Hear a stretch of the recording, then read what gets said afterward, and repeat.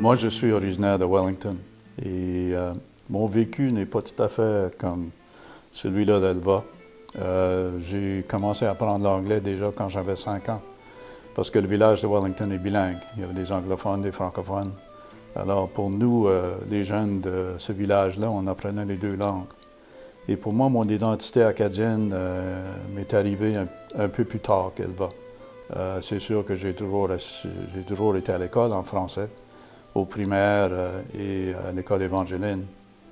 Mais mon identité acadienne n'était pas si forte que la sienne. Je dirais que ça m'est venu plus tard lorsque j'ai commencé à m'impliquer dans les organismes et puis, bien sûr, lorsqu'on a commencé à avoir des enfants. Là, j'ai pu comprendre que l'importance de pouvoir parler en français et d'offrir cette partie-là de mon identité à mes enfants. Moi, je n'ai pas parlé anglais avant, j'étais peut-être en 6e année, là, comme on vivait dans un petit village, puis on n'utilisait pas vraiment l'anglais quand j'étais jeune. Moi, je viens du village de Saint-Chrysostome, de la région évangéline. J'ai commencé ma carrière en français. On a demeuré 2 ans à Toronto. Et là, j'enseignais le français langue de base. Et quand nous sommes revenus à Lille, le programme d'immersion venait de commencer. Alors, j'ai eu un poste en immersion en première année. Et je parlais français toute la journée, et mes collègues de travail également.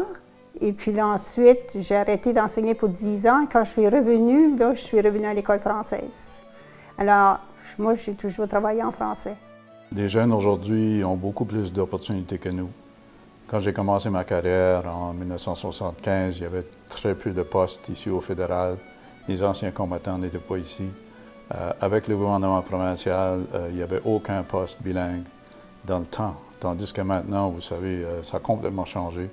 Vous avez le centre fiscal à Summerside, vous avez les anciens combattants à Charlottetown, plusieurs autres ministères. Même au gouvernement provincial, il y a plusieurs postes bilingues.